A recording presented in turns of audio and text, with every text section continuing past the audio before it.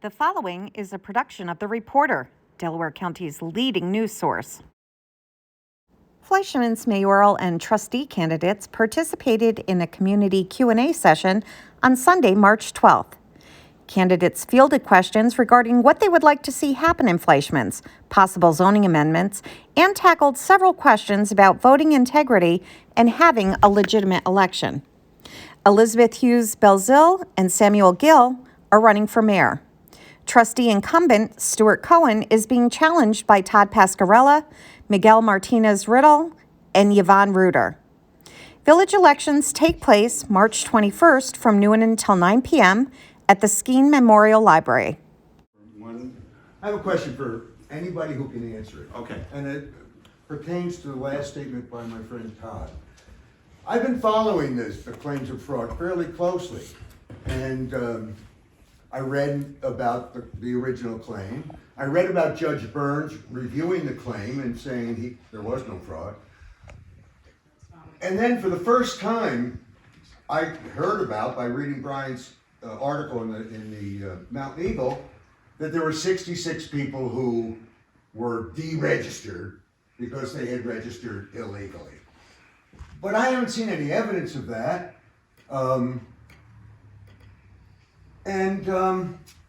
I wish if anybody has some evidence of that, they would bring that forward, because I don't want fraud in the village either. But I also don't want the same kinds of things that have gone on with the losing party in the presidential race of 2020 either. You know, people claiming fraud where there was none. So personally, I conducted a little experiment and went to the board. I happened to be in Kingston. I went to the Board of Elections of Ulster County, and I said, my name is Bill. I lied. I live in Kingston, but every year for the last 20 years, 15 maybe, I go to Fleischmanns and I rent a motel room. And it's always the same place in Fleischmanns. And in COVID, I really haven't been back except for maybe 3 weeks, 2 weeks, 3 weeks. But I want to change my registration to not vote here in Kingston anymore and vote in Fleischmanns. Can I do it? And they said, absolutely.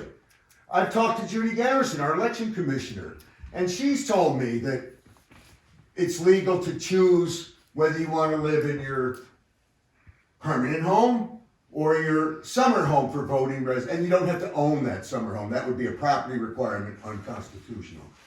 And I have one more thing that struck me a minute ago, but it's probably going to go because I'm old. I'm just wondering what the evidence is of this fraud. I'm also a little bit, I shouldn't say that, I'm a little bit uncomfortable with a very political sheriff investigating an election. I know he may have had to, because that might have been the only game in town to investigate the election, and fine, but we do have, for the first time in my 50 years in Delaware County, a very political sheriff. Thank you. Could you answer that in terms of evidence, please? Sure. Thanks, Elizabeth. Great question, Bill. So last year, and I'll just go forward. The way that Todd did a great job summarizing everything. However, the sheriff's office only makes recommendations. They research, does this person actually live here or not? And then they make a recommendation to the Board of Elections. And then it's up to the Board of Elections to actually purge those people. So based on the research that the sheriff did, whatever their political motivations are, I don't know, the Board of Elections reviewed the evidence, and they determined, based on the evidence provided by the sheriff's office, that those people were not true residents. Now, it is true that you don't have to, if you have two homes, you don't have to own them. If you stay at a place in the summer, in theory, maybe you could vote there, but nonetheless, in order to be a resident, for the purposes of voting, it has to be your fixed, principal, and permanent address. That is the law. That is what the law says. Now, you could have a lease on a summer home that you go to every single summer. If you had a lease, if you left things there, if you own that property and you pay taxes, I mean, not just your physical presence, that's not the only thing. Property ownership isn't the only thing that establishes residence, but it can have no element of sham.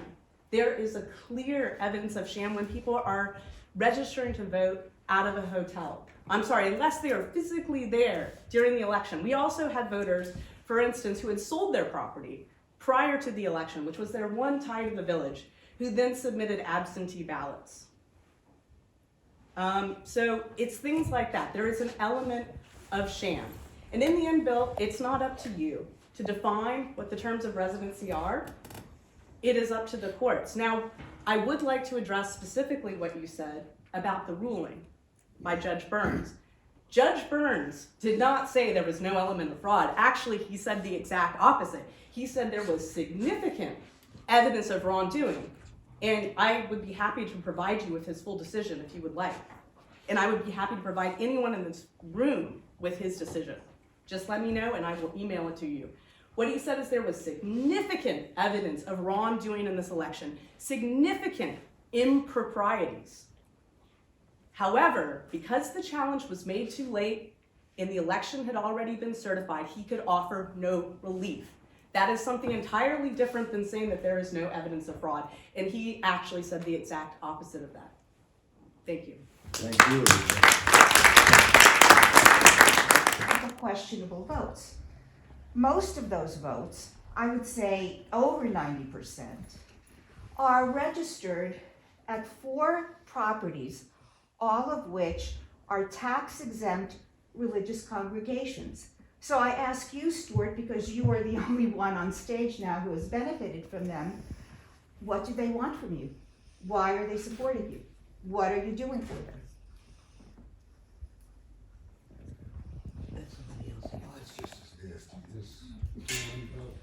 I don't understand the question.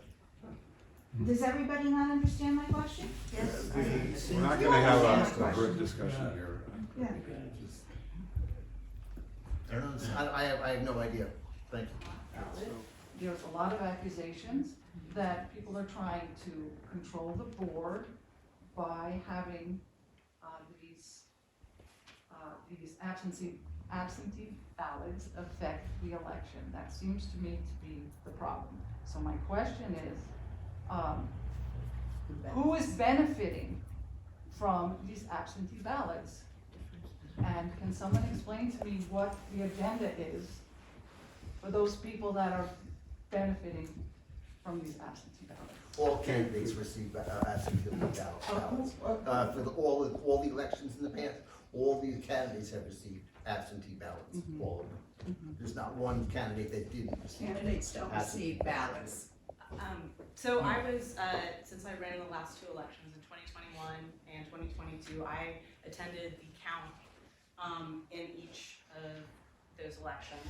So I got to be there when they said the names of the voter and then they also said who they voted for.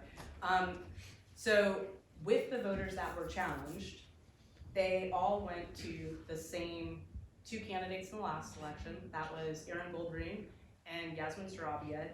And in the previous election, they went to Stuart Cohen and Sam Gill.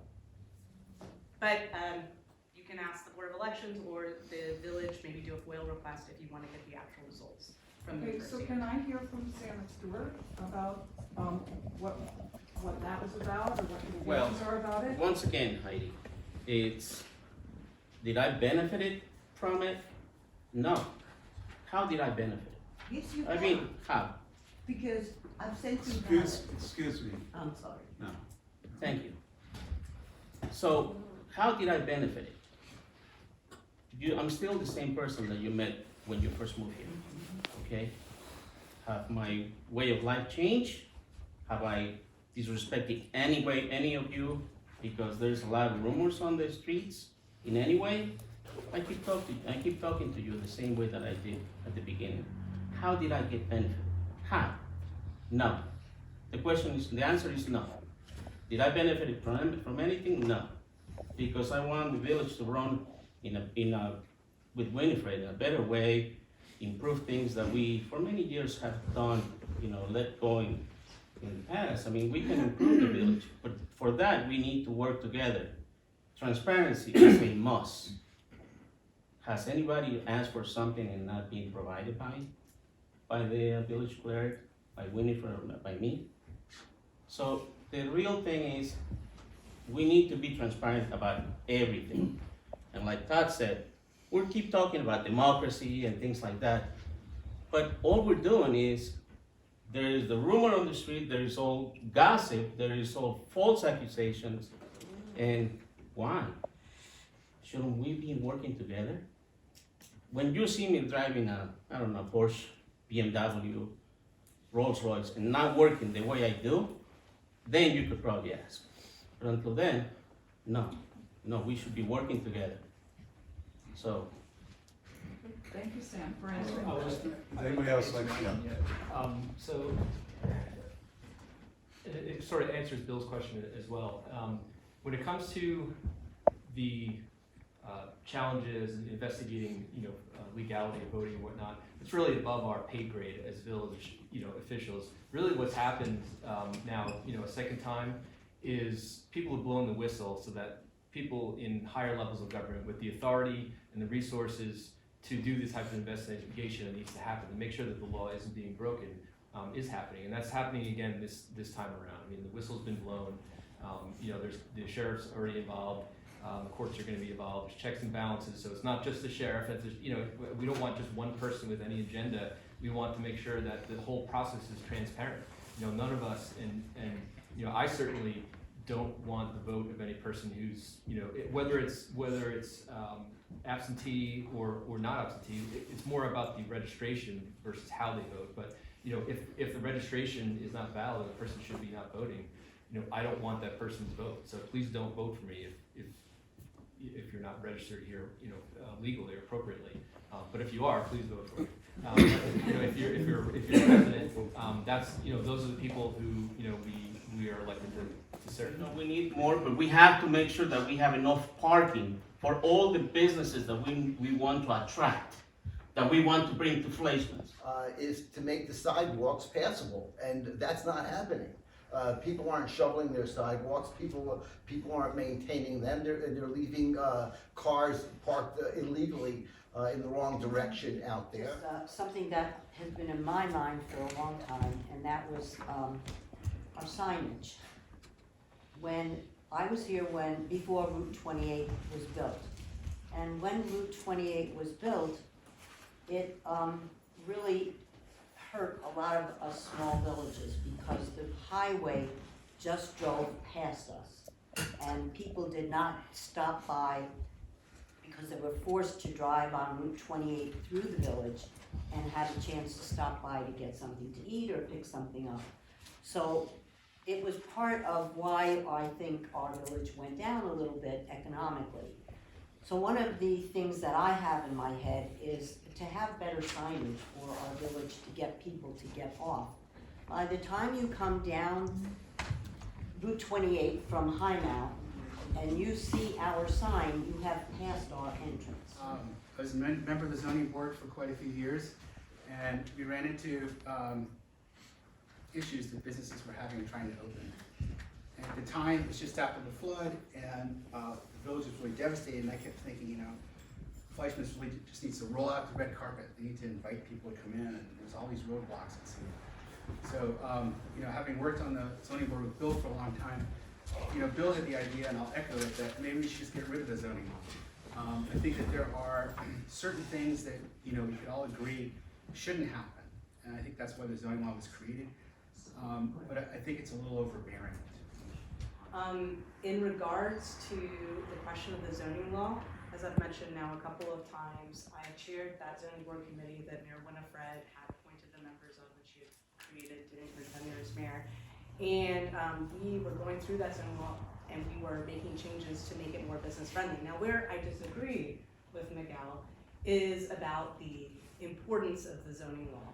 I think that while yes, there may be places where it could be relaxed or modified to make it easier to open a business, I think that zoning law is absolutely essential to maintaining the integrity of our historic village. So we want to make careful and wise revisions to that document to help open more businesses while maintaining the beautiful village that we all know and love. And I would like to say as an additional point about dissolution that our zoning law would basically go out the window if we were to dissolve as a village. So that's yet another reason to vote against dissolution and keep home rule.